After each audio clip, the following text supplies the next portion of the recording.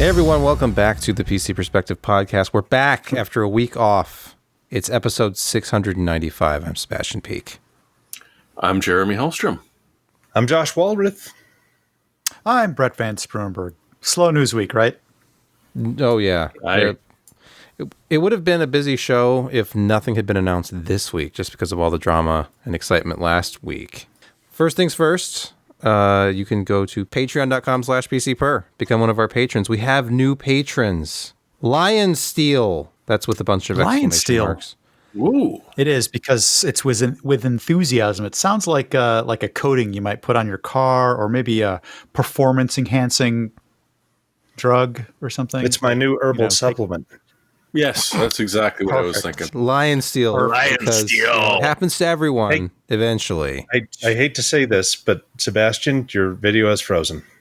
Oh, okay. No, I wasn't going to mention it. It's a good shot, though. It's fine. We'll just I know. It is. Good profile. Just pretend. You might want to address it at some point. No, it's fine. All right. Now, this is why we like our patrons. Yeah, please. I need to buy a new Camlink 4K. We need a new Camlink 4K. Let's see.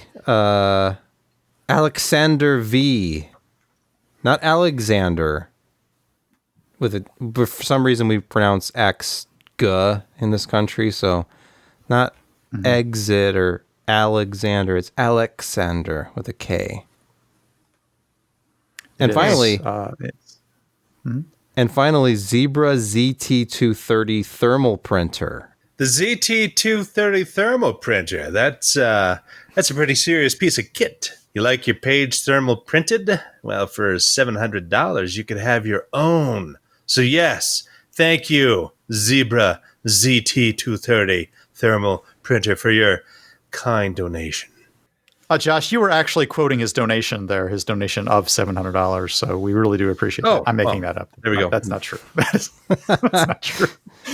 Well, it is. It's just that he printed the money on the thermal printer. So Yeah, it looks good, though. It looks really good. I was wondering why all his cash was one-sided. I understand now. Yeah. Let's move on sir. to the burger segment. Josh, take it away. Oh boy, is my video frozen yet? It's like the end of Police Academy. No, Police Squad. Police Squad, sorry. We've had this before, but it's a classic. It's the Naughty. The Naughty is an outstanding burger. 2 quarter-pound patties of beef covered in pepper jack cheese. That in turn is covered with fresh-cut jalapenos. That in turn is covered with sliced bacon bits. All covered with a chipotle ketchup. Yes, it's not terribly hot, but it's still warm. I mean, if you can eat that amount of jalapenos and you're fine with it, then, you know, I guess my definition of warm would probably be a little too hot for somebody else. But in this case, it's a classic. I have this once every couple of months. Today's special was, what was it? Italian beef nachos. So they have their sliced Italian beef on top of nachos covered with queso, jalapenos, a little bit more bacon. So kind of what I always had, but not really. You know what I'm saying? But I don't think I need that much cholesterol, so I'm going with the more cholesterol option. Let's move smoothly into news, and we have to talk about, of course, the big story. There's been a lot of stuff, but Ryzen 7000 dominates because not only has it been announced, it's been launched, and there are reviews out there. You can read all about the performance of the new Ryzen 7000 series processors. There's a quick aside here for the few people who care. We have not 1 or 2, but all 4 of the current processors offered. The whole SKU. Yep, just like Anantech. But unfortunately, I did not get them early enough to do the launch review. In fact, I was waiting on embargo lift day for a FedEx truck to round out our product stack. But we have all 4, just like these 4 pictured here. One of the many, many, many reviews. This is Ryan Smith and Gavin Boncher over at Anantech. And if you're watching our podcast, you've already been watching like the Gamers Nexus at all videos and you know what the performance is like, you know about the power draw, you know about the temps. We'll talk a little bit more about those. But in case you're living under a rock, Ryzen 5 7600X, Ryzen 7 7700X, Ryzen 9 7900X, and Ryzen 9 7950X are all out there. They range from $299 up to $699 at the top, and they have fantastic performance. There's just very little to say that hasn't already been said. I would like to hear some commentary from other people because I've actually been testing these things. I know there's a lot of talk about the platform, the total cost involved in getting into AM5, at least right now, because it seems like only higher end boards are out there to buy. It's an interesting launch. I mean, we finally got to find out some more details about it, and the vast majority of the work and it has gone to the front end. So, you know, better. What is it? Better prefetch, better. Gosh darn it! Why can't I think of it right now? Pipeline, cache. Infinity cache. Pipelines are essentially remained intact. The only thing that they changed is a 512-bit compatible AVX unit, which is actually a double pump 256-bit. And the positive thing about that is that you don't eat nearly as much power doing it this way as what Intel has with some of their native solutions, which are native 512-bit. But the actual instructions themselves, they add a lot of functionality to this type of SIMD unit. And even though it's double pumped, you're still getting a good amount of throughput, and you're getting support for these next-gen AVX things. And not everything is 512-bit that is required. And so, yeah, I've seen some testing on that it performs extremely well, even as compared to some of the Intel native stuff. So they made some really good decisions there, and that's a chunk of silicon that is not only not as big as a native 512-bit unit, but it doesn't pull the power. And so, yeah, you've got these clock speeds that, their base clock speeds are the boost clock speeds of last generation. So this 29% IPC increase is both a combination of the front end changes, which branch predictor is what I was trying to think of. Better, the decode's about the same, but the decode cache is larger. The BDB cache, again, larger. Everything's kind of bigger, and they're doing that so more instructions and data can go and flow through the execution units than ever before. And again, add on that extra clock speed, and you've got really a tremendous increase in overall performance as compared to the last generation, and as compared to the last generation of Intel stuff, which was kind of ruling the roost in terms of performance, but also in terms of power consumption. Well, AMD has certainly improved their performance, and they've also increased their power consumption, but we don't know exactly how much as compared to the next generation Intel 13 series parts. But a lot of people are thinking that Intel may squeak out a lead there, but their power consumption is going to be even greater. But we'll see. The thing that I've been talking about the most internally and to anyone who will listen to me is mostly concerning some of the decisions they made about socket compatibility with existing coolers and thermals. Thermal compatibility with existing coolers. Yeah. But I know Josh was talking the other day about the thick IHS. It's kind of like a trade-off because the larger it is, the more heat it can sort of absorb and distribute. But unfortunately, once it saturates, it's taking that much longer to get the heat away from the actual CPU cores. So, but they're also AMD is also trying to convince us it's a bit like flash on an SSD, where you want to keep it at a certain temperature for it to be happy. So the thick heat spreader does help, slow down thermal changes. I'm not saying I love this idea, and you did a delidding review or link that made it look like that's actually can hurt performance in some ways. Yeah. A video from Gerbauer, which was released at Embargo Lift, basically, instead of a review, he had a delidding video right off the bat, which has, at least as of this morning, over 200,000 views. His Ryzen 9 7900X delidding which lowered temperatures by more than 20 degrees Celsius.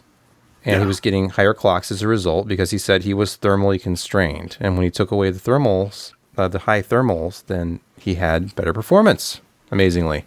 So it's kind of amazing to me.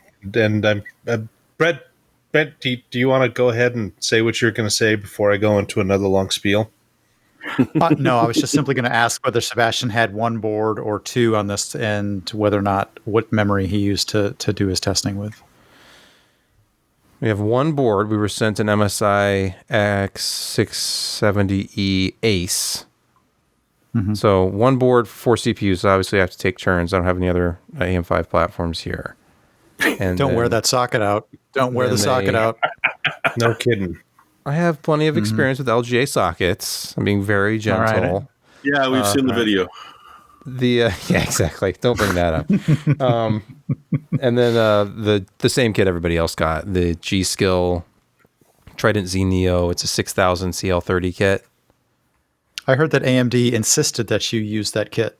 They didn't insist. It was just recommended, and that's what was provided. Okay. And I wasn't going to go stock 4800 because if the sweet spot is supposed to be 6000, just test at 6000. It saves me the trouble of going back and testing it again at 6000. Mm-hmm.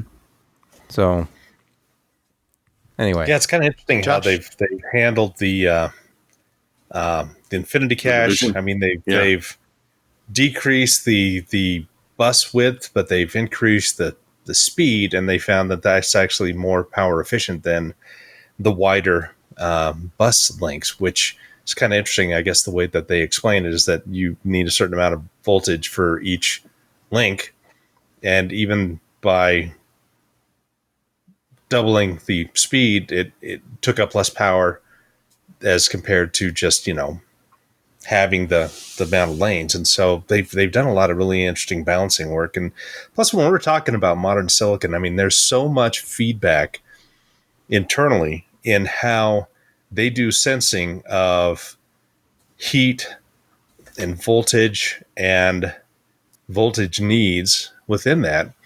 And so we used to talk more about power gating, and they've kind of gone beyond that now. I mean, near instantaneous type of feedback that it's like, hey, this unit needs more power.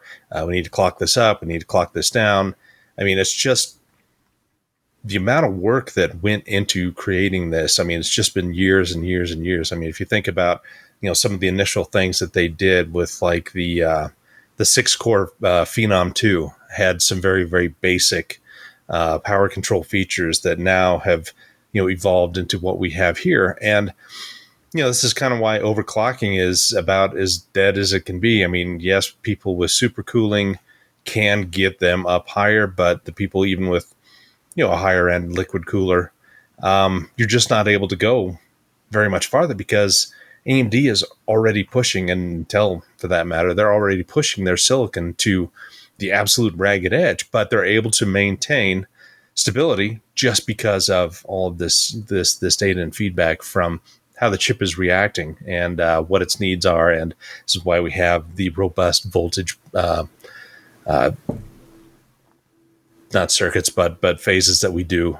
So it's really neat to see. And again, AMD has added on to that with even tighter control of voltage regulation. Here we have CPU benchmarks from a non-tech, just more conventional stuff, rendering stuff like Blender. And what's really impressive to me is look at what an increase they have over their previous high-end part. If you look at the Ryzen 9 5950X, the 7950X, it's like a 20-core part comparatively. Like you're getting a significant increase in performance with the same 16 cores, 32 threads.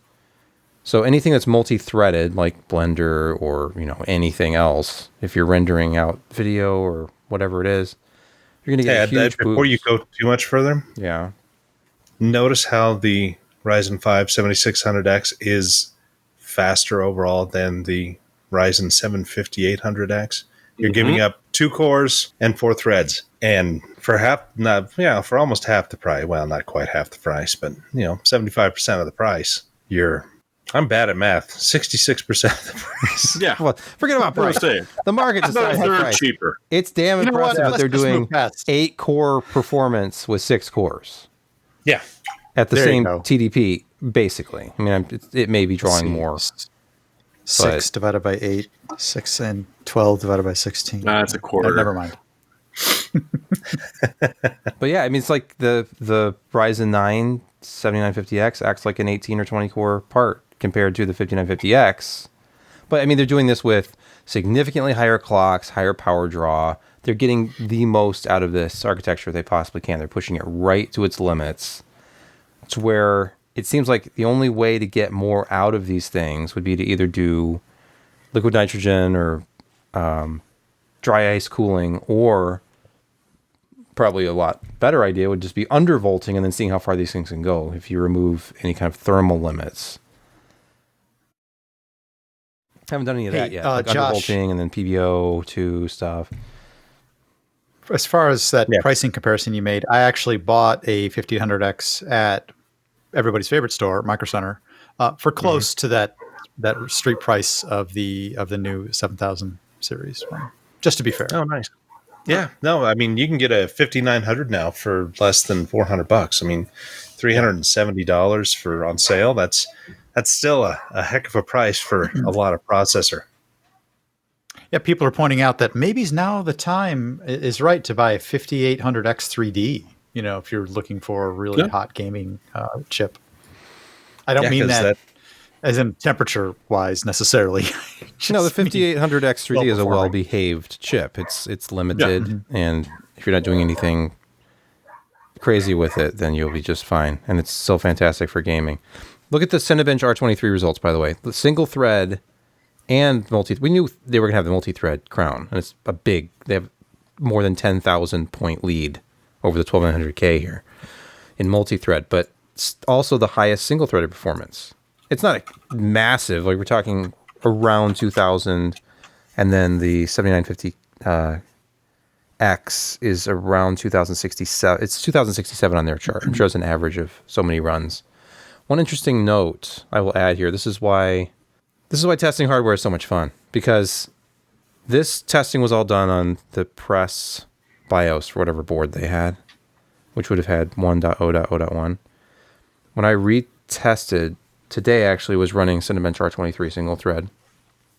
The 7950X on my motherboard with the latest BIOS and Azusa 1.0.0.3, I'm getting below 2,000 points in R23 single thread.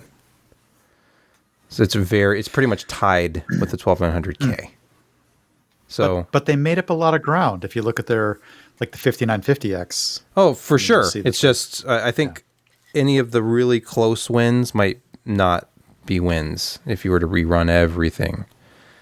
So I'm still working on it. Who knows? Maybe I'm thermally constrained. Maybe that's the problem. Well, you're only using, what are you using? 360 with the pump and fans up all the way. So maybe that's not enough. It's enough. Maybe you should delid. No, because if I were to quote the reviewer's guide, quote, in the Ryzen 7000 series, the processor is designed to run at TJ Max 24/7 without risk of damage or deterioration. At 95 degrees, it is not running hot. Rather, it will intentionally go to this temperature as much as possible under load because the power management system knows that this is the ideal way to squeeze the most performance out of the chip without damaging it, end quote. Now, that sounds like marketing to me, especially when you look at, like, watch the DeBauer video where he shows actual scaling of performance versus temperatures, and it's literally the opposite is true. The cooler you can get these things to run, the higher clocks you're going to get, but yeah, that's a little bit of marketing speak. It's maybe a better way to do it is we keep everything at 95 degrees and lower, and we expect this kind of performance at that temperature, and have to kind of control it and keep it there. But if you live in a hot climate where you're your cooling does not dissipate nearly as much heat. It's going to keep it at that 95 degrees, but actually you're going to see downclocking happening. And that's just the way it is. There's nothing magical about 95 degrees in modern silicon. It just is what they've designed it to do. Hey, Josh, base clocks are yesterday's boost clocks, so I'm fine with it. I highly recommend you watch the, who is it, Optimum Tech has a video out today on their YouTube channel about the PBO2 stuff with Ryzen 7000. And I'll just link to this stuff in the description. But if you look at what they did by just setting a simple offset, they recommended, they walk you through doing it if you had a Aorus board, but just showing you what it should look like to run this on your motherboard, creating a negative offset. And then what they ended up doing, if I scroll ahead to the actual results, was basically getting the same results as stock at much lower temperatures, or here we go. So they're showing stock versus PBO2 at a negative 30 offset. So they're getting higher performance at virtually the same temperatures and power draw. But the really interesting thing was when they took it all the way down to like 85 watts on their 7700X, and we're still matching stock performance and getting much lower temps. Why am I not finding that part of the video? Let's see. I don't know. Well, Here we go. Here we go. Package temps dropped to 61.1 C. Power draw went from 133 to 87.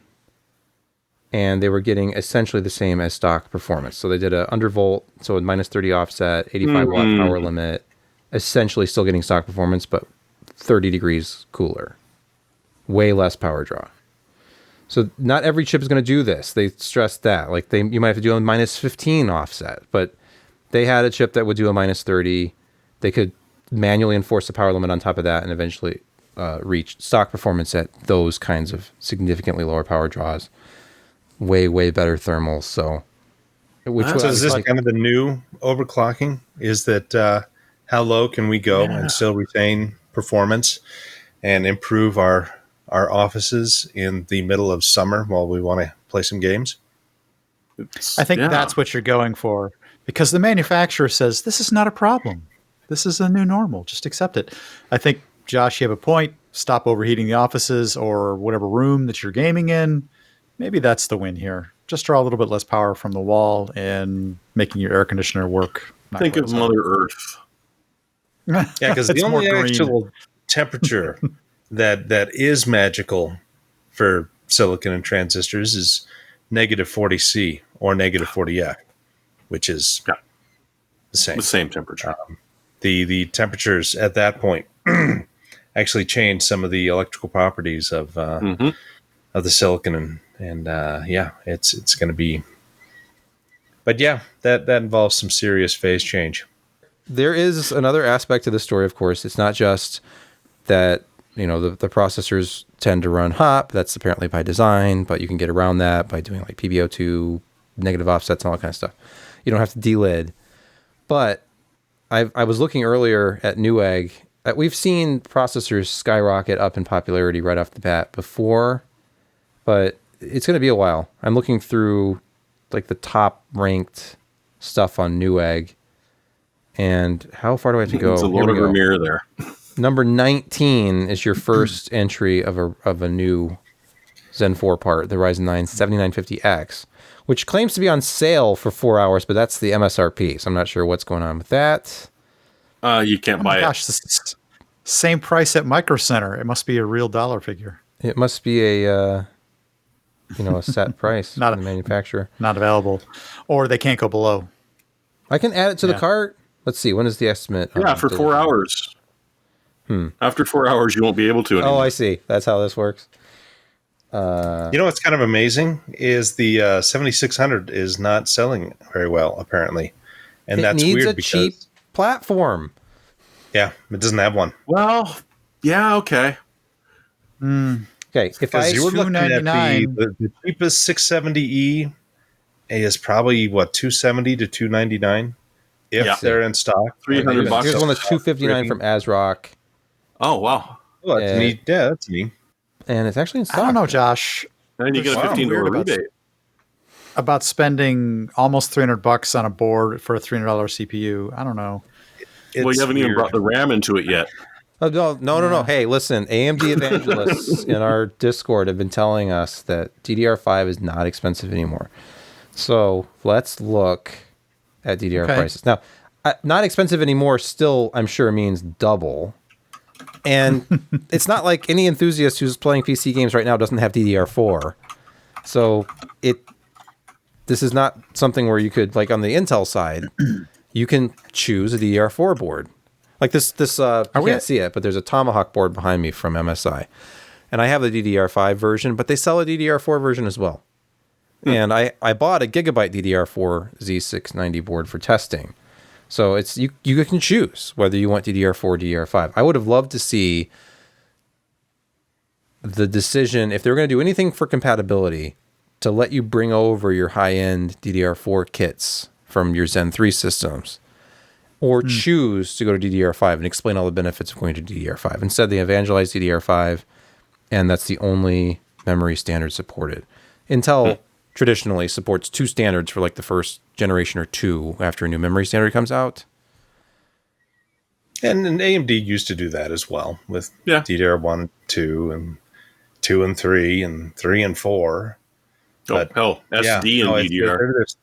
They're just ripping off the bandage and going direct DDR5. And, I think that that's okay. It's a little bit more of an ask for people who are building a system. And it certainly is not as, budget enthusiast friendly. However, when you look at AMD's issues with going to next generation memory controllers that support both, typically that first generation of chip and memory controller is not that great. And there are latency issues and some compatibility issues in the past, and certainly the way they're doing it now. It looks like that they have a solid part. It's very focused, and it's only doing DDR5. And I can't find much fault with it, considering how bumpy the road has been in the past with memory controllers on CPUs from AMD. Because if you go back to the Athlon 64, it was a pain in the ass to get all those timings right. And it was unstable and didn't often work, and it was not good. And then you finally learned some tricks, like you set your CAS, and I can't remember what the TCL had to go, even though it was claimed to be like a two cycle. You had to move it up to 3, and then everything kind of worked. Oh, Jeremy, you know the pain. A moment of silence. Hey, but you don't have to have any pain. It's a painless experience to overclock your memory with Expo, which is of course AMD's new answer to XMP. There's another positive, is they're actually like AMD specific kits, like the G-Skill kit that they were sending out to reviewers, where this is an Expo kit. It's not an XMP kit. It doesn't have any XMP profiles on it. It's just for AMD boards. I mean, you can manually set the timings on any board, but that's new. That's exciting. You don't seem very enthusiastic. We need to. Well, it's. I think we've been so starved for stuff for so long, and we've had a pretty solid time with the 5000 series and the 6000 series, and suddenly we're being inundated with a lot of tech that is much more expensive. I mean, the CPUs are not as expensive, but again, the platform is, the DDR is. We have upcoming graphics chips. We have another one that we're talking about here shortly that is extremely expensive, and I think a lot of people are a little exhausted and disappointed that hey, I saved up this amount of money. I was looking for, a motherboard that's going to be $120. I'm looking for memory that'll be, $100 to $120, and I'll just buy a 7600 X. And that would be a great upgrade gaming machine. But that's not the case. You're looking at $250 minimum if you want the full set. They don't have the budget chipsets out yet. Memory is still much more expensive. You're looking 50 to 75% more for what you get. And so it's a harder sell. And again, there's a lot of exhaustion with just technology. It's been a grind for the past 2 years with COVID and supply chains and not being able to buy stuff. And when you did buy stuff, it was extremely expensive and you had to fight scalpers. And it's just, I don't know. People are kind of tired. I know I am. Josh, it's funny you should mention that. It's almost like the savings that you could potentially get for buying a CPU that has higher performance at a lower dollar has almost been shifted to the board and the chipset. It's almost like you're spending the same amount. Yeah. Yep. And I thought we got rid of all the bridges that made motherboards expensive. Let's look. It looks like the DDR5 sweet spot is around 32 gig kit, but it's only about 5,200. CL36 to CL40 Micro Center best price about $200. So The 32 gig kit though. The absolute cheapest I could get what would be probably considered the minimum amount of memory anymore, which is 16. Yeah. In my Newegg cart, I put in the cheapest X670 board currently on Newegg, the 7600X, and the cheapest way to get 16 gigabytes of memory right now, which is this plain, Is that a single? It's a single. It is a single.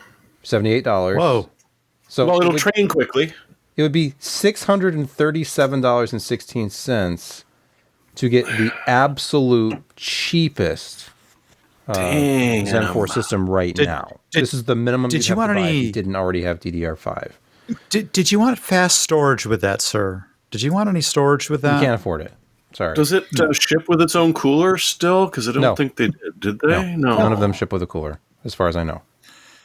At least none of the early ones. The boxes I have are just these slim boxes that don't have room for a cooler. Well, yeah, they totally redid the boxes for this launch too. So Yeah. you're playing all your games in a browser on that box. Is that what you're saying? But you don't need With you don't no need a cooler storage. because your existing cooler works with it. Just none of your other existing stuff does. I don't know why that's this exciting checkbox. Like, but your existing cooler will work. Look, we have the same two black plastic pieces with these little clips. You can still do the clip thing, from way back in the socket A era.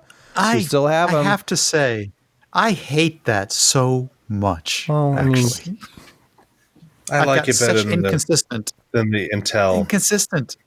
No. Sorry. Oh man, I've Nothing gotten is such worse than inconsistent trying to install one of those mounting on it. coolers on an Intel platform that has the little plastic push pin things. Yeah. Those You are pop awful. one Those in are and the terrible. other one pops Those out are in the other terrible. corner. Boink, boink, boink, boink. But Yeah.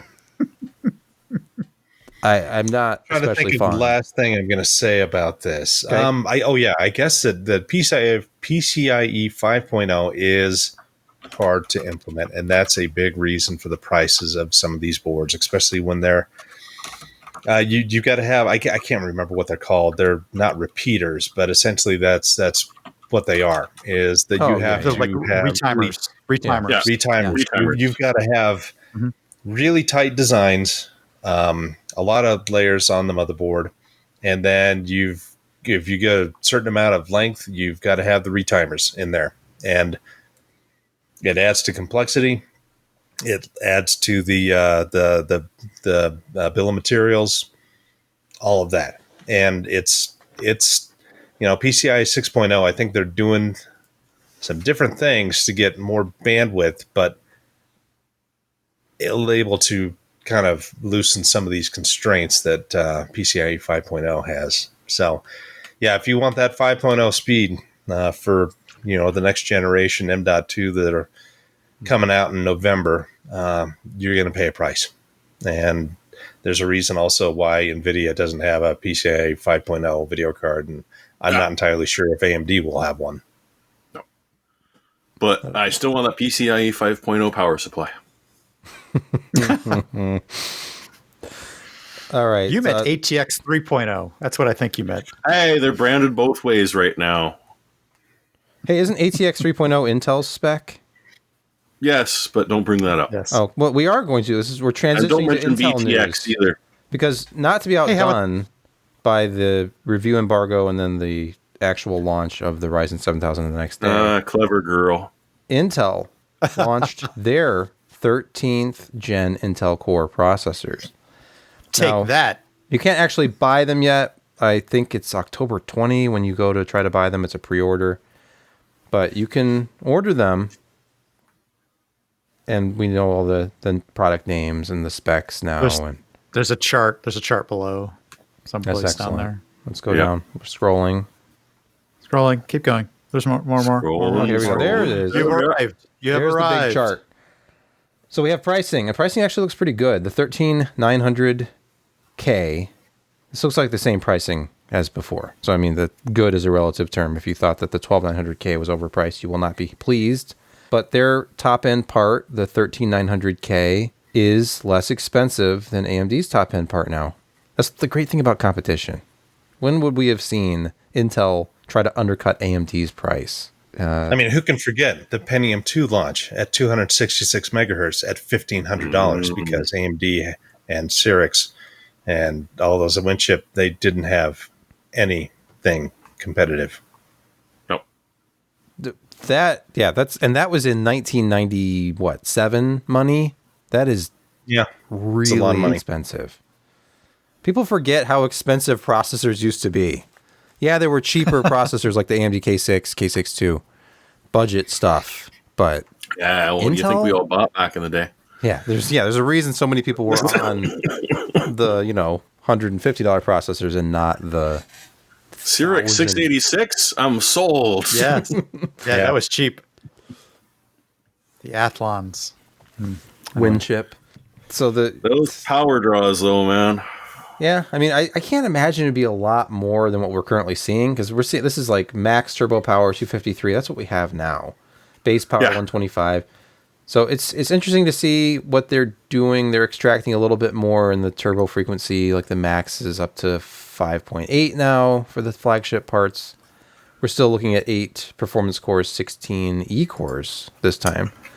So I don't know. Obviously, we have to test it. This is the problem with the launch timing here is because you have new stuff from AMD. And while people are waiting for stuff to come into stock and waiting for the more mainstream solution, like the B600 series boards from AMD to come out, then Intel's going to launch. And Intel is going to have parts pretty much in the same price range. I don't see anything cheaper because these are, of course, probably tray prices. But 13600K and KF will be in that $300 to $320 price range, matching the 7600X. So I'm just curious as to which platform is going to be the best, gaming platform, because obviously Performance per watt, performance per clock. Well, performance per watt per is probably frame. still going to be AMD, especially if you do the PBO tuning. But at the very high Undervolting. end, AMD still wins. You're not going to beat the 7950X. I don't think. I'd be amazed if the 13900K comes out and it's beating the 7950X in multi-threaded performance.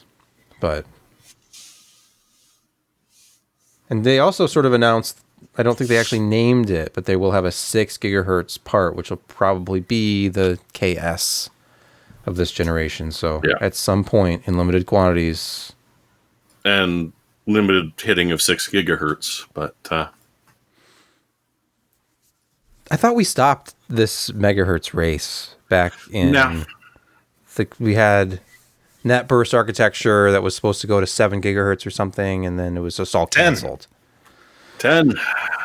Let's go to 10. 10 gigahertz. Well, the race is Like on a again. DeLorean travel in time.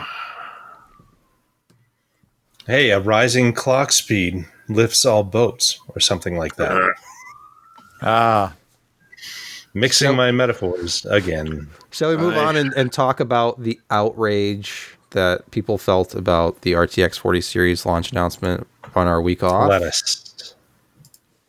I guess we've had a week to think about it. We've had a week to cool down and talk objectively about this.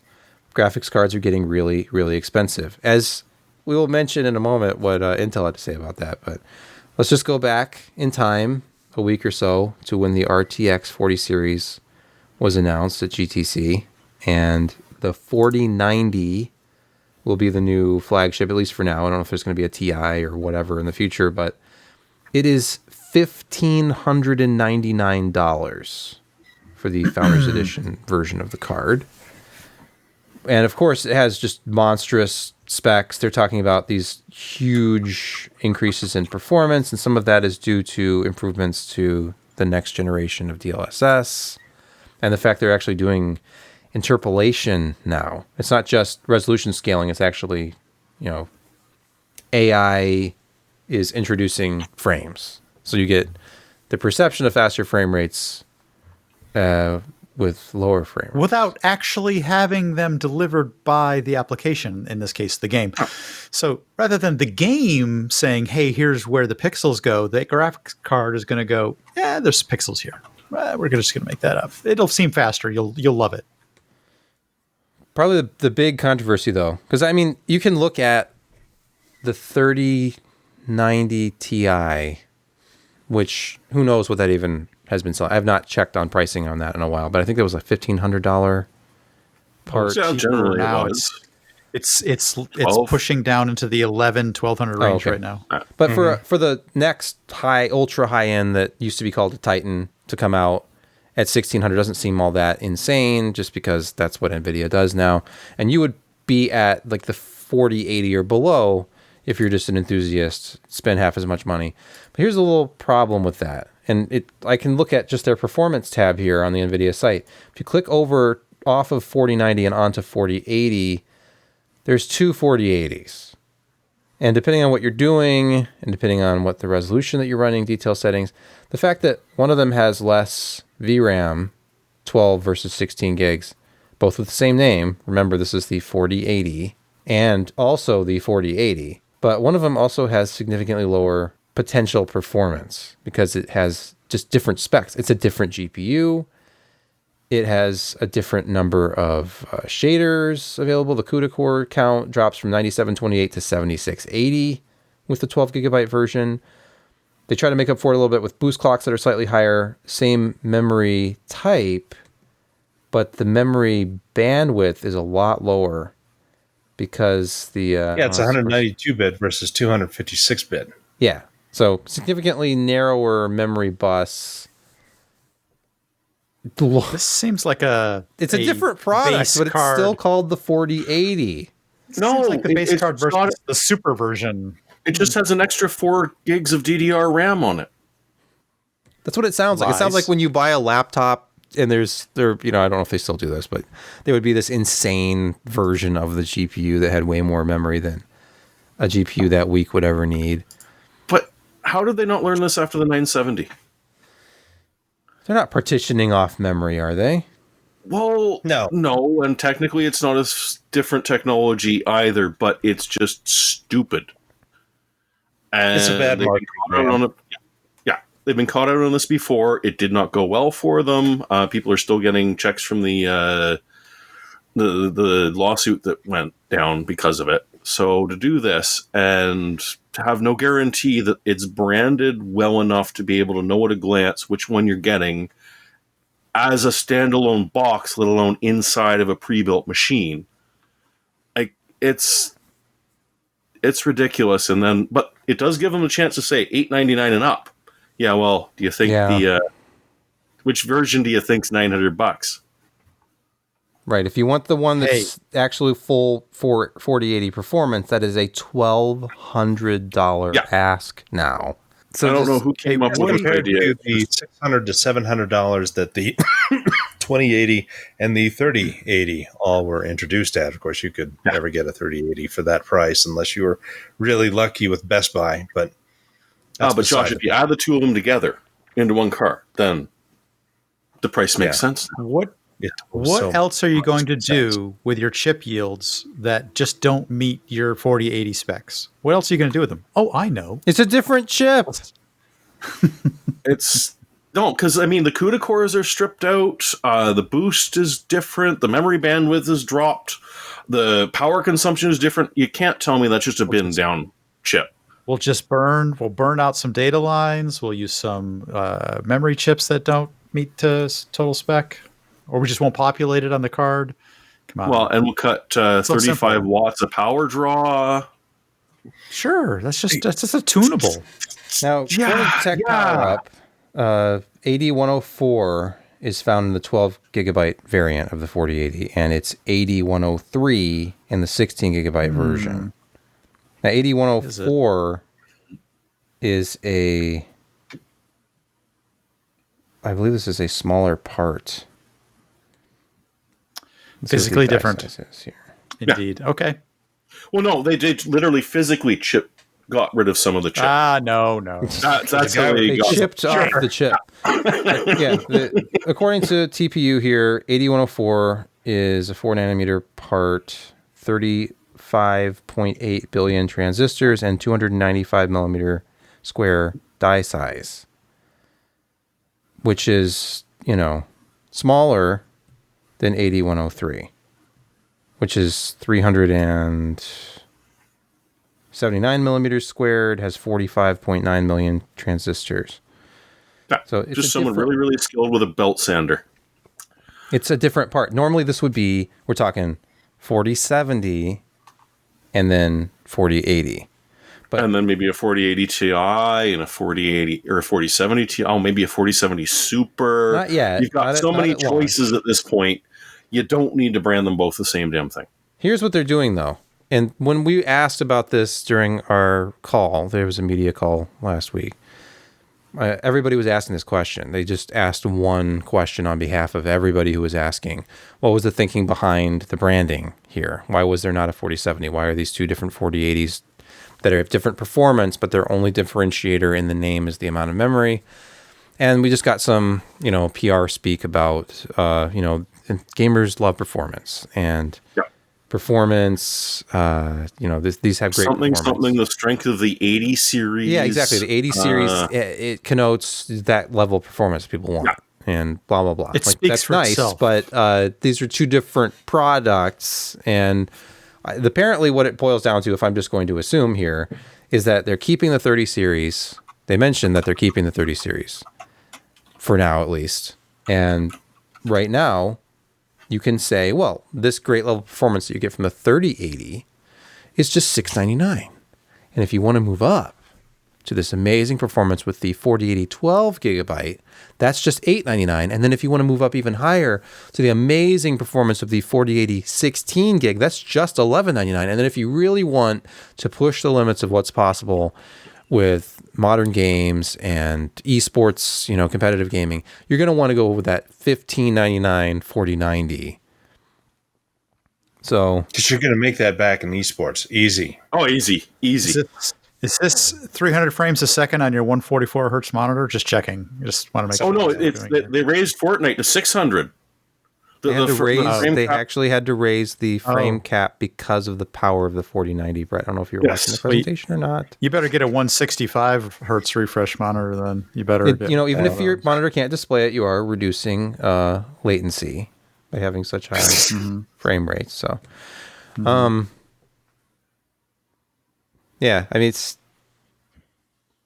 I don't think I've ever seen a video card release met with such harumph. It just, usually you get some hints about, what's kind of coming up. And I mean, the 3000 series was, probably it was a good launch. People were excited about it because, a 3080 for $699 gave you better performance than the previous $1,100 2080 Ti with 11 gigs of memory. Yeah.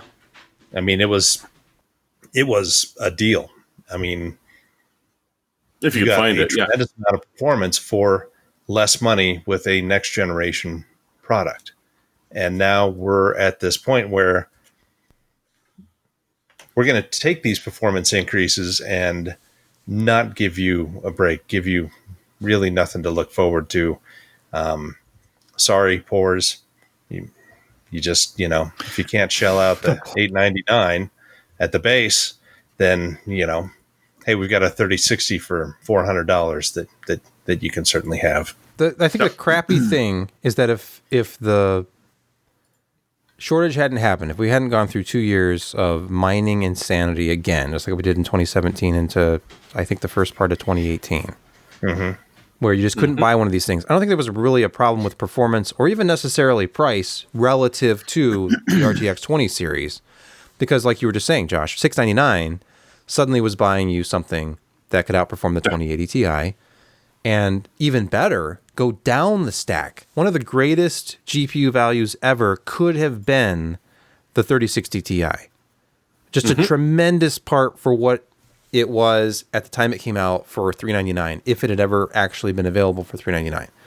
So it's just... And it's still not available for $399. No, but it's I've seen it for like $460, something like that. Someday, but now the next gen is out. Well, I think that the issue is partly that we didn't have sell-through of the RTX 30 series because when mining crashed, now all these cards are out there. The prices are starting to come down. We saw that happen rather quickly, and we talked about it a lot on this show. June, yeah. Well, I feel like it was too little too late because then people were waiting for the next gen to come out before making such a big investment because the cards are so much more expensive than they used to be. Well, there was one other thing too, which was that with the 20 series, it was like, oh, look, it's the RTX. It's ray tracing that doesn't completely disembowel your system, but isn't great. When the 3000 series came out, it was like second generation ray tracing, and there was a significant jump in performance. So there were a lot of people that were more interested in that than they were the first generation of, yeah, is this ray tracing thing going to catch on anyways? Which I still don't think we know because it's only sort of caught on. But yeah, so now you've got the 4000 and it's like, okay, yeah, it's better than the last one, but ye gods, that markup is like, it's as bad as it was at the height of the crypto and supply chain issue as the MSRP. And I mean, okay, let's not downplay a few things. One, it costs billions of dollars to develop the technology. I mean, I remember when back in 2004 when they released the GTX 6800, I believe it was, and NVIDIA Jensen got on stage and said, "This chip cost us $1 billion to create," and from that point on, that was the baseline for any new chip development, and it's only gotten worse. It's for masks. You're looking at what, $10 million just for a single mask. I mean, it's just insane what manufacturing these things costs and designing them. Even though they have better tools now than they did back in 2004, it still takes a significant amount of man hours to get all this stuff done, all the development of the new technologies that are going in there, all the simulations they've had to run on these designs. And it probably costs $4 to $5 billion to have gotten the 4000 series out, if not more. And yes, they are expected to produce. It's a 5 nanometer process that NVIDIA has kind of, tweaked a little bit with TSMC, and they now call it the N4, I think, or 4N, one of those two. It's like enhanced 5. And it's not really 4 nanometer, but it is, a more tailored process for NVIDIA that they use for this, and it costs money. And there's still big chips on cutting edge foundries, and they've cost billions of dollars to design. And I don't know. No, you're absolutely right, Josh. I can't argue any of that. But the problem is in your craw that it is so damn expensive as compared to last generation, and they're still pushing last generation as well. If you can't afford that, then just go with that one. I think the fact that last generation is still in the pipeline is exactly why these are priced the way they are. It's market segmentation. It's not wanting to give up on margins. It's not wanting to give rebates to partners. Because if you look at it just as a pure business decision, okay, we have all this 30 series stuff still out there in the channel. We want to introduce the 40 series. We cannot undercut the price of the 30 series or it'll never sell. The only way to get rid Your of the 30 retailers would series revolt. would be to fire sale it, and the only way to do that is to give our partners rebates because we already charged them X amount for these parts. Right, right. So in other words, it's either take a big write down or write off, whatever that is, and push lower prices on the 30 series out in the channel to introduce the 40 series with significantly better performance at the same prices that we had the 30 series launch at 2 years ago. So the new 4080 is $699 instead of $899, for example. This doesn't make any sense from a business standpoint. Why would you do this if you can sell at the same margins, if you don't have to take any write-offs or send out any rebates? Why would you? And then position the new 40 series things as these, basically it's like a status symbol. It's like hey, look at how much faster we are than anything else that's out there. Part of the upmarket continuum.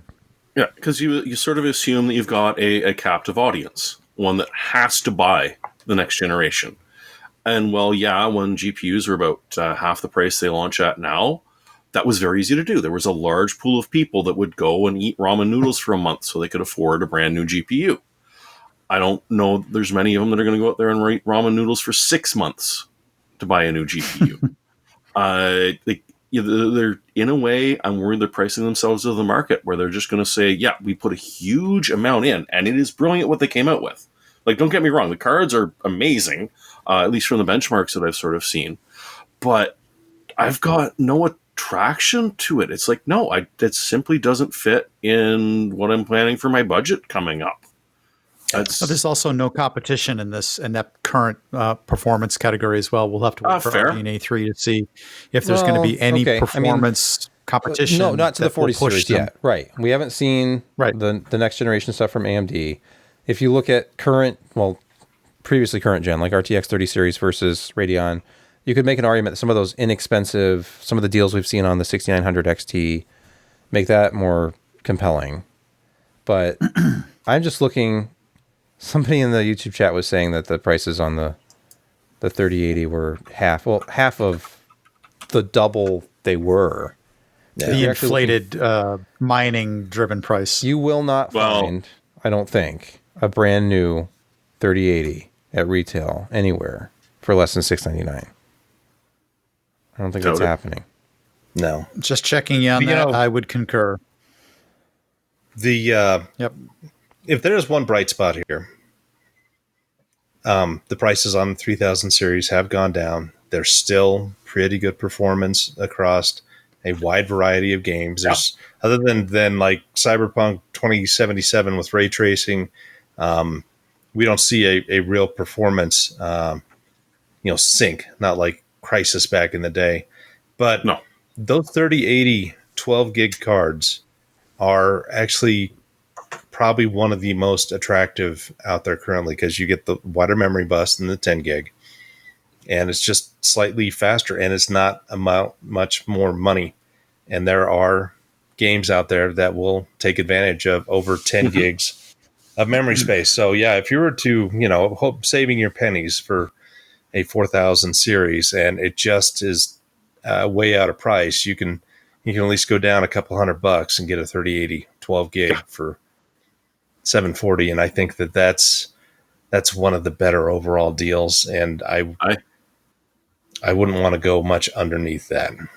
No. What do you think of the 3070? No. Again, 3070 Ti with 8 gig. I mean, that's again? I hate 8 gig anymore. You're right at the edge. You're right at the edge. Yep. You're right at the edge. Yep. Like if you literally can't go more than that, then it's still a decent card. But yeah, like you want the memory bandwidth in it. If you don't really care about the NVIDIA optimized and the ray trace stuff, I mean, the 6800 XT is pretty much neck and neck with the 3080 if you're not doing the ray tracing stuff. So it's more a matter of like, hey, which one's cheaper? They both have gobs of VRAM. The AMD a little bit more, but it doesn't have that huge of an impact. But as it does, just going over 10 gigs does. But yeah, it's hard to argue about a next gen card if you can find a good deal on the current gen. I'm very hesitant to buy used cards on eBay. Oh well, in any post mining era So anybody saying, well, you can get it for this much on eBay, that's great. And you're assuming all the risk. You're getting no warranty with that at all.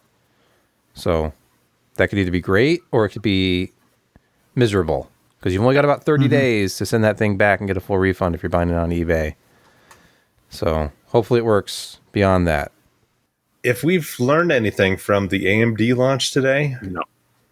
we're not going to have any problems getting a hold of these cards as compared to the 3000 series where you had the scalpers and the bots, because I just don't think the market is there. I mean, there will be some who will try to do it and try to sell it, but I think that if they were unable to do it with the Ryzen 7000 series, because you remember when the Ryzen 5000 series came out? Oh, yeah. Sold out, like within minutes.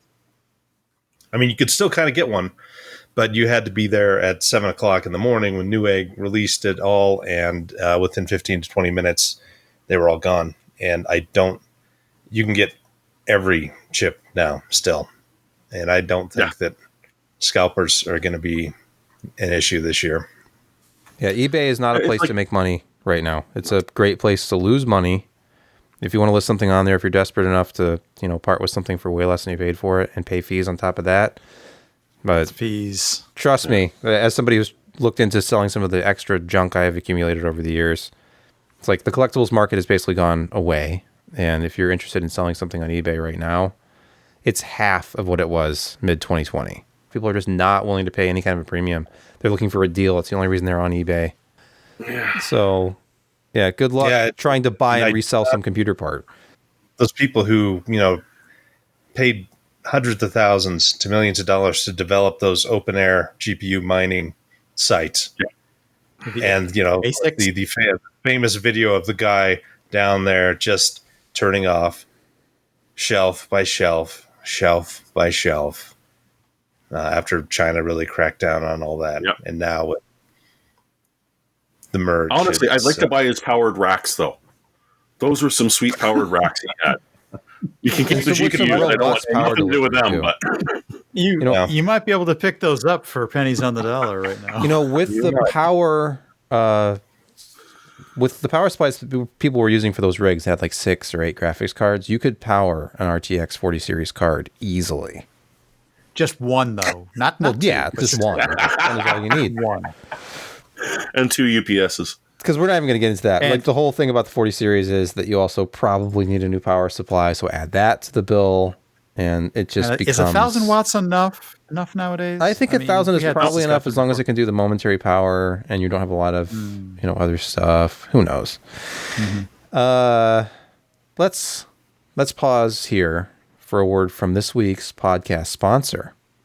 Hey, what gets in the way of your workplace productivity? Well, for many professionals, it's repetitive typing and boring tasks that suck up a ton of valuable time. Think of how many hours are spent responding to the same questions over and over again in email and chat, or digging through your file sharing platform to track down the correct email template, or even manually personalizing those email replies to make sure your message is targeted and authentic. Well, enter TextExpander, your secret to eliminating repetition. TextExpander's powerful shortcuts and abbreviations streamline your work, so all you have to do is type a short abbreviation, and TextExpander does the rest of the work for you. Create text templates and insert them anywhere you type with just a few keystrokes. Here's how it works. Drop your commonly used content into the TextExpander app and give it an abbreviation. Add customizations like today's date, fill in the blank form fields, timestamps, and more to make content feel personalized. Then all you have to do is type a few characters to expand your content or do a quick search to access it wherever you type. And that's just the beginning of how TextExpander will impact your team's productivity. The possibilities are really endless to improve your workplace productivity with TextExpander. Show listeners get 20% off their first year. Check it out at textexpander.com/PCPer. That's textexpander.com/PCPer. We don't have to spend all night on all of these stories, but let's not. We have to talk about the EVGA NVIDIA drama. Of course, because, and really, if you're interested in this, you would have already watched Steve's video because Gamers Nexus had the scoop, and Jay's 2 cents also, I guess, was in the room. There was some he went there with them, yes. Secret meeting with the CEO of EVGA. Petty. It was double secret, let's be real. No. So I'm looking just at a story here on Tom's Hardware because I was looking for a print version. EVGA, they're out of the GPU market after the 30 series. They're not going to do it anymore. They say they're not going to go to Intel. They're not going to have Radeon cards. They're just done. And said some things. The CEO, Andrew, said some things. Andrew Han was frustrated with NVIDIA. And I hope some of this was maybe lost a little bit in translation. The comment, quote, "We are not going to be on Jensen's lap on stage, so I don't want people to speculate what's going on. We're not there." It's like, I guess if you are trying to burn your bridges, just it doesn't matter what you say. But hey, Jensen has a spatula thing, so you never know. Let me cut to the unfortunate chase as far as EVGA as a company goes. Are they surviving on sound cards and power supplies? They already killed their sound card business, from what I can tell. They were fire sailing all their keyboards. It seems like power supplies are going to be their moneymaker, along with their premium motherboards. Is that their business model going forward? Those keyboards for a while, but now they're back up in price. Oh, they are back up. Yeah, they've got new ones. Still, so instead of $40, they're $80. Oh, but that's still $40 down from the 120 that the MSRP is. Yeah, but they've branched out into mice and keyboards and power supplies and motherboards, and I'm sure that you're gonna, and honestly, their PSU business might even just be able to float them right there. The one nice thing, and for anyone who missed this news, they've promised that they have a stockpile of current generation cards in the back room right now. So if you currently have an EVGA card and it dies, your warranty will still be honored. You will still get a replacement card. In fact, they'd probably be happy to send it to you because it's taking up space in the back. So yeah, don't worry about that. But it is kind of sad to see him go. And on the other hand, we haven't heard many of the rumors, but it doesn't sound like they were in a toxic relationship with NVIDIA. Well, I think the entire market kind of was, because NVIDIA's margins kept going like this up to 65%, and the chip guy, the partner's margins kept going like that. Because NVIDIA, you're not adding any value. Why are you getting any margin at all? Yeah. I don't understand. I know, but I think that with the popularity and how the market went, I think NVIDIA, the bean counters were too aggressive in padding their margins, much to the dismay of their partners, and it's burnt them really badly. I think because demand has just dropped off. There's no excitement for the 4000. There's some, but not like in years past. They have some, interesting, obvious, new features for the new 4000 series, but is it going to get people to spend that kind of money? No. Our partner's excited about it. I don't think so, because I think the margins that the partners have with these new cards and the amount of power, circuitry, and design and cooling and all that, their margins are still going to be crap, even though it's a $1,500 part. And there's a little bit of jealousy. And how complex the cooling is. 13 heat pipes going to hundreds of fins. It's nuts. And cold plates. But I think there's a little bit of jealousy, and this is going back a little bit, because when Microsoft first started putting out hardware, it seemed like a really bad idea. Like, it's really not going to... The guys that you deal with, all of your vendors, are going to be a little bit annoyed by this Surface. And that was sort of my assumption, and a lot of resellers sort of said that. It's like, no, if Microsoft's going to stick with this, we're going to look at moving to other operating systems, or at least not bundling it in. And I was totally wrong. The Surface went brilliantly. It still is. It had some interesting ARM-related issues, but apart from that, and so NVIDIA sort of said, hey, we could do a Founders Edition. You know what? Screw the resellers. Screw the vendors. We're just going to sell them ourselves. And I don't think that some of the vendors ever forgave them for that. I could be wrong completely here, but... And then, as Josh said, like, the margins went to crap, and as an add-in board guy, I'm like, yeah, you know what? I don't even need you. It was a very dramatic end that it sounds like may have been a long time coming. It depends on who you want to believe. But what was Jensen's response in the Q&A? He said that Andrew's been wanting to wind that business down for a while. So it wasn't something he just decided. Apparently this was decided also back in the spring and was just not divulged until, for some reason, calling this embargoed YouTuber meeting. Pre-launch? Huh? Just before the launch of the new series, you mean? Just to make a lot of noise. I don't understand why he wouldn't want to stay owner and appoint somebody else CEO, and then he can take his time off. I don't know. Who knows? So you know what? There's probably multiple layers. I don't think that there's one singular bad guy.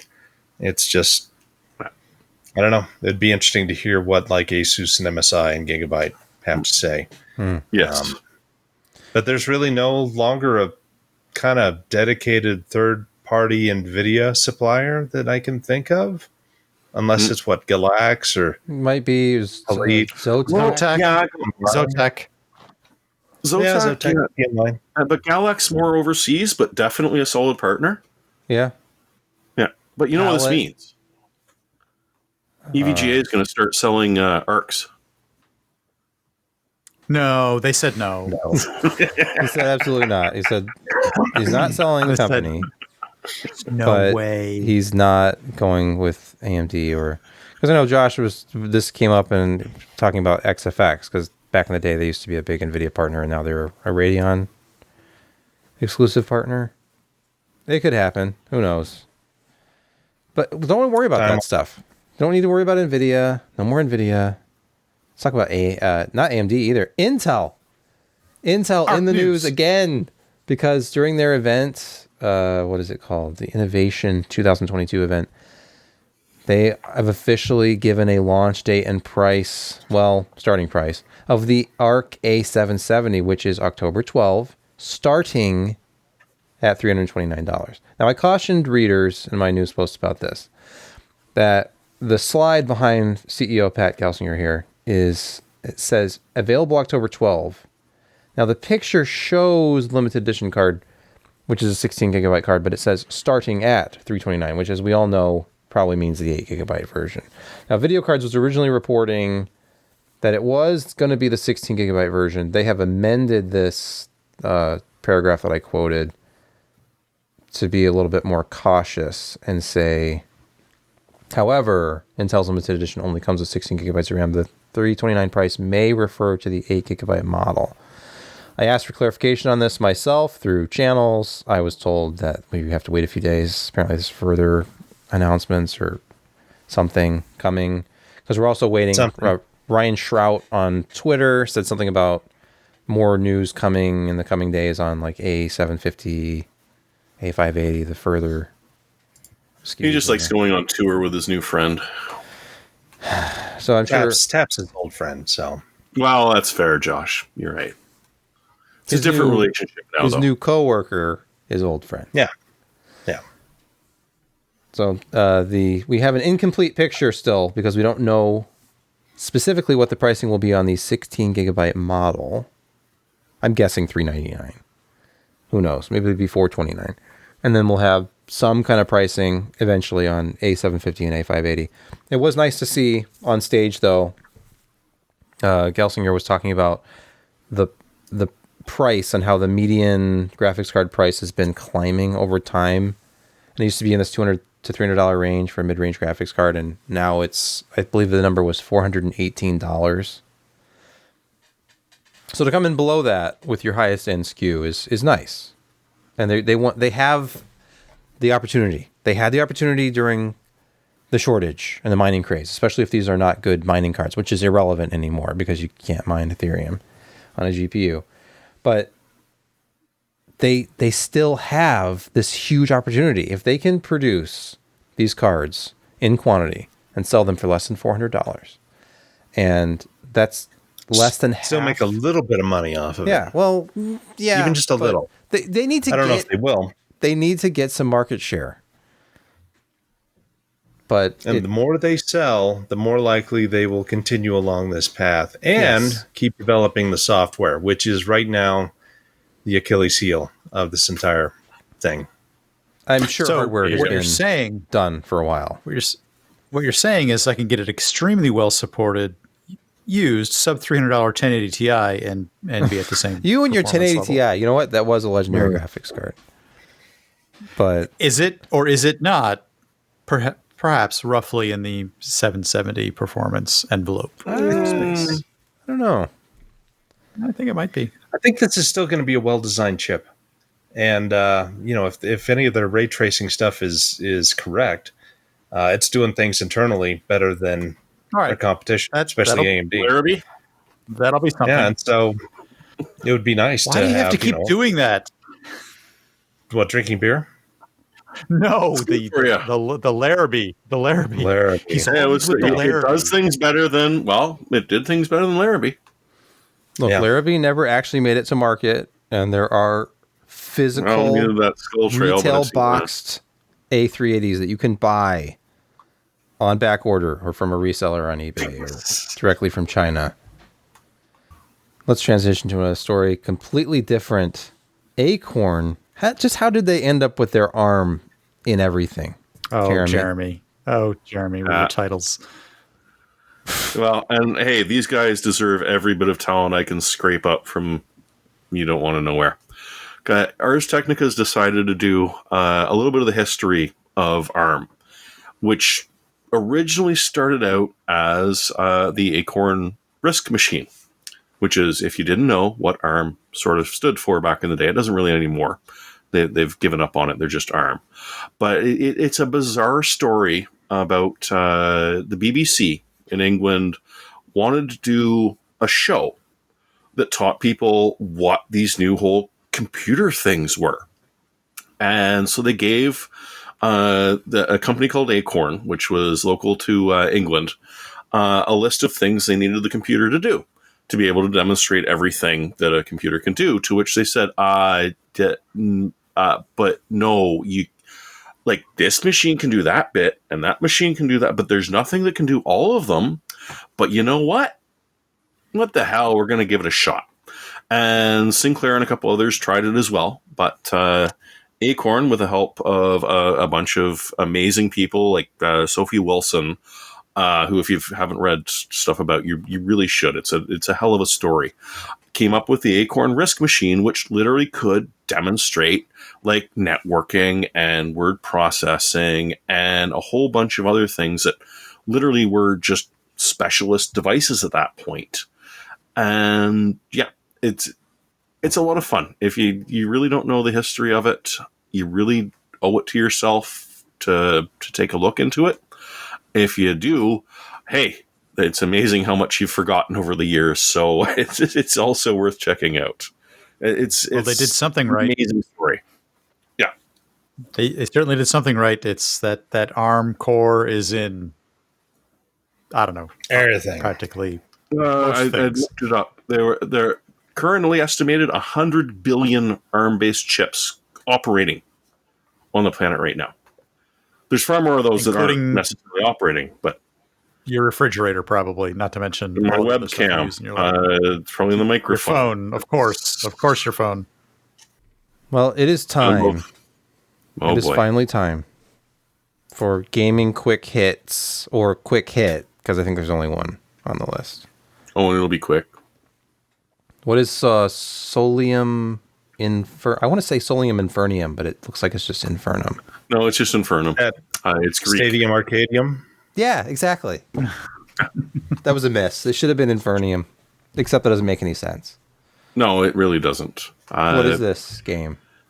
It's a game that came out about 10, 12 years ago. That was from a bunch of people that didn't give a crap about graphics, but wanted an interesting game. The idea is that Lucifer's disappeared from the throne of hell, and you get to pick from one of 8 demon princes in a multiplayer battle of up to 6 players to take over the throne. But the idea was not so much to be raising the armies and stuff, but as to either convince people to join you, or the other enemies to join you, or to make the other people look so bad that everyone else ganged up on them and let you go sneak in. And it was well written. The overall design of it was great, but it was ugly as sin. So not a lot of people picked it up.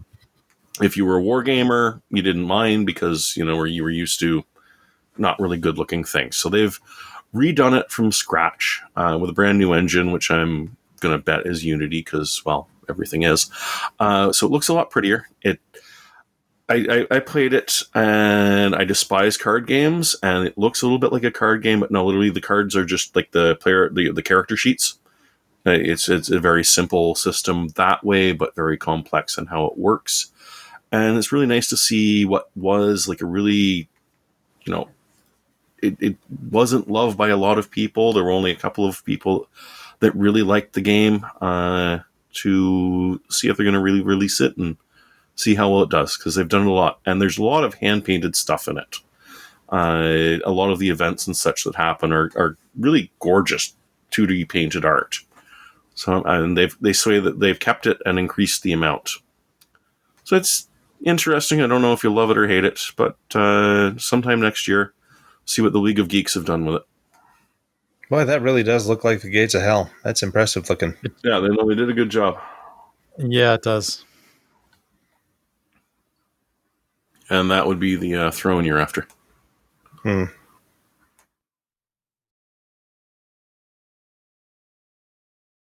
Your driver will be arriving in 5 minutes. Your driver will be arriving in 30 seconds. Your driver will be arriving in 10 minutes. Your driver is here. They're in a Kia Sportage. This is a nightmare. An Uber breach, sharing more than just rides. That's nice of them. Sharing is caring. Except when it's done with strangers and it involves personal information, I guess. But what's the spin on this from Uber? About a petabyte of data. Oh, so, not much. Not much. Definitely has all of the internal financial data and definitely all of their employer data. Probably have most of the user data, because this is the wonderfully hilarious thing about it. By the time they admitted to it, so who knows what happened before this and how much they're not admitting to, someone got a hold of their Amazon Web Services cloud account, the entire admin structure of it, their VMware deployment and every single VM attached to it, their internal Slack, and their G Suite account. They got it all. So, yeah, the chances of this new type of industry where everything is online and there's nothing offline. They got like pretty much just about everything. And since this has come out in the press, Uber has said squat. That they really are just not saying anything at this point. Change your password, but the best thing is if they had that much access to it, there's no guarantee that they don't still have that much access to it. So changing your password might just be futile, but hey, it's definitely recommended. It's probably a good idea. It's really not good. It's just going to keep happening to more and more companies. Let's move to picks of the week. Josh, please take it away. Okay, so I probably won't be buying this, but I'd love one. Logitech has offered wheels for ages. The G25, the G27, now they're on the G29, the G920, and I can't remember what the latest one is, the True Force feedback. These have been dual motor, dual helical gear units that maybe put out 3 to 4 Newton meters. I mean, the design's kind of nifty. They got a leather wrapped steering wheel. It's got the anodized aluminum little, centering knob. They support damn near every game out there. For between $200 and $300, these were really good beginner type sim racing gear, and we all just kind of thought that Logitech would continue along this route. And then a few days ago, they announced that they actually had a direct drive rig for $999.99. That doesn't include the pedals. If you get the new updated pedals with, which are metal, they have greater adjustments. They've got load cell on the brakes. Then you're paying $1,300 for the combo. But direct drive 5 years ago, if you wanted one, you had to go to a specialty type shop, or you would build one yourself through a kit. And Fanatec has released several generations of direct drive. Thrustmaster is supposed to be releasing one in November. And these are the big guys, And so when Logitech announced that they would have this direct drive unit that not only did they announce, but is already available, I mean, I was absolutely stunned and shocked because nobody expected Logitech to release something this hardcore.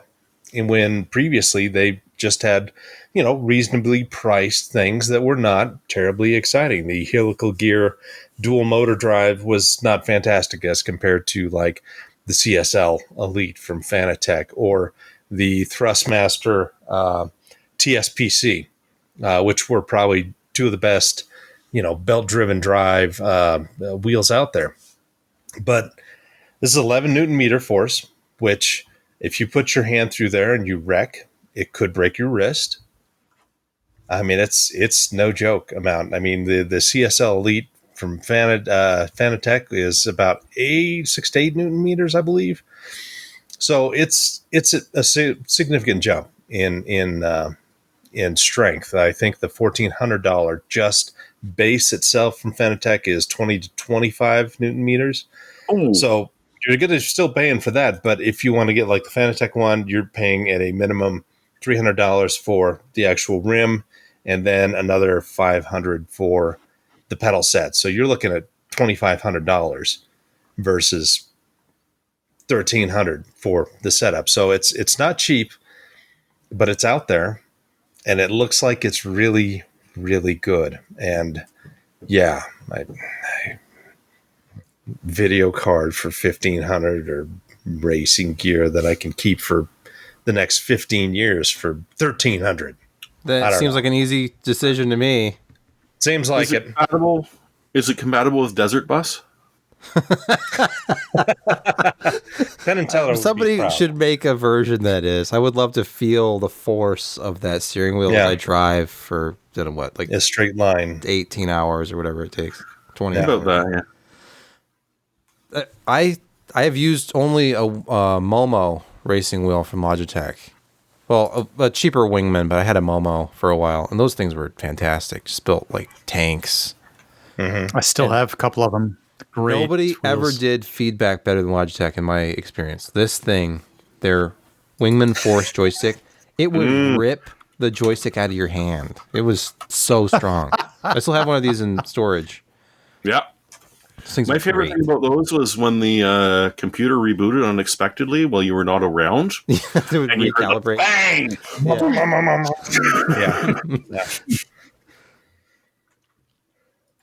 So yeah, that's my pick. I would love one. I hope sometime to be able to try one out and see what the fuss is about. I've wanted to direct drive for ages, but that just hasn't been in the cards. So we'll wait and see. Logitech, if you're watching, I don't have a contact with Logitech, but we would be happy to let Josh borrow one for a while or forever. Don't have one you could borrow.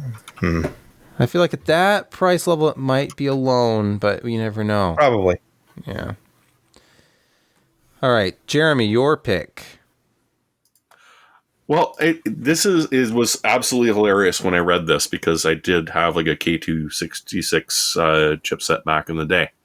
But apparently, Linux put in an ACPI workaround with some AMD boards because the stop clock assertion was not where the operating system expected it to be.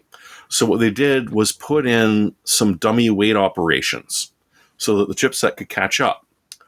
Well, 20 years later, they realized they never removed it.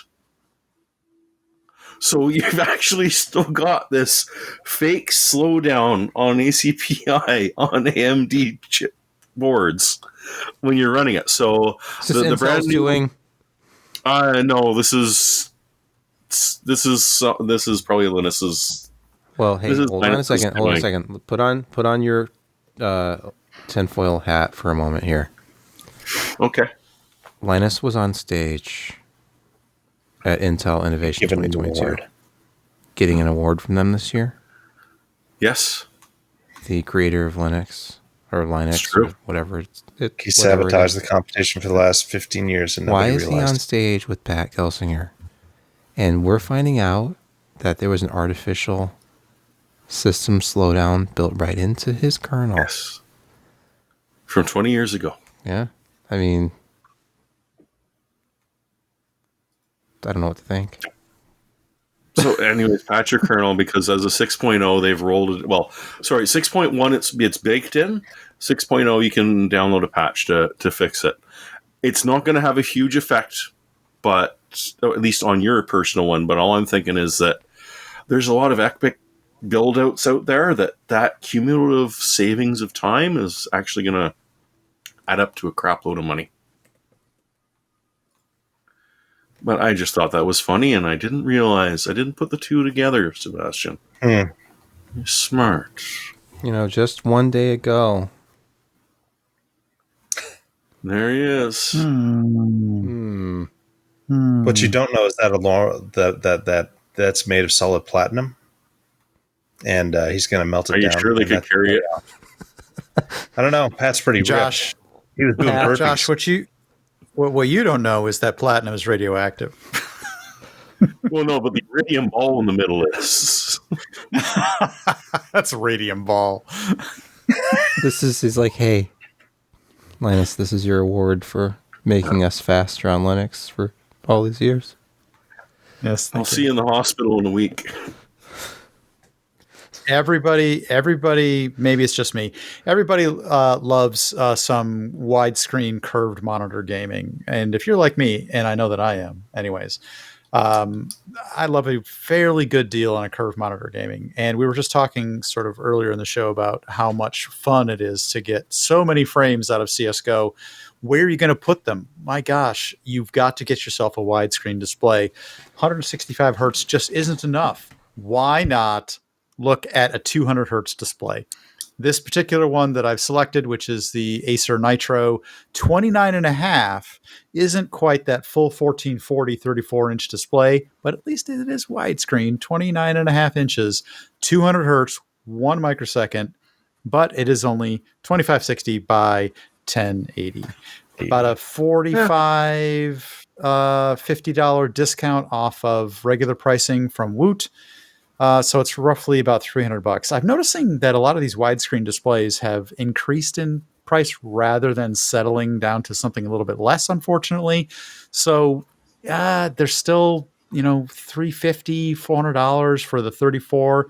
But if you're looking to get into that widescreen gaming, high refresh rate, up to 200 hertz, HDMI here, 2560 by 1080. DP 1.4. Yeah, HDMI.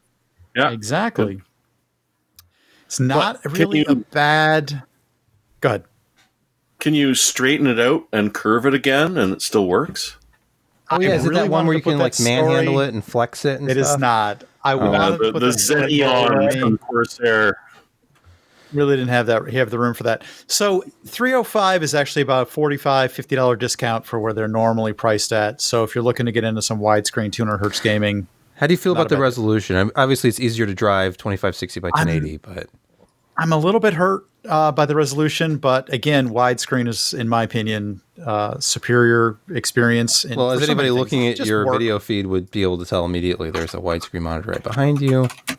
And it appears to be curved as well. In front of me. Is that the 48 behind you, or is it a 34? No, it's a 34. This is also a 34. That's the AOC one behind me. This is the one in front of me is an Acer. But yeah, I have 3 of these widescreen displays and absolutely like them, love them. Really, my wife has. We got her a 29.5 inch 2580 by 1080, and you don't notice the pixelation very much on it at all. And it's an older 75 hertz still. Yeah, and it's so a widescreen. But if you had the 1080 on a 34, then it gets pretty gnarly looking. But this is I agree, which is that it's a really nice for a lower end gaming machine. It's a good panel. I'm going to get into the widescreen. It's VA, of course, but it's 29.5. So at 1080, 2560, that seems like it's pretty okay at that rate. Yeah. We appreciate yet again you showing up for not only this podcast, but this podcast, and then also the podcast that you can get and listen to, and sometimes even watch, depending on how much of a masochist you are, because this is a lot of podcast. But you know what? You paid nothing for it, and you're going to like it, and we thank you, and have a good night. And if you're still watching, we know you're a masochist. Well, right, they could have paid for it. Definitely. They could have been one of our patrons. The patrons, in which case they're like, actually, why the F am I supporting this? And then just Thanks, Josh. delete your patronage. It's because of this. I just want to cut that off and say thank you. Thank you very much thank you for so much. supporting Well, this. I'll just cut it off after Josh. I won't add in any more incendiary talk. Oh. All right, I'm going to end the recording now.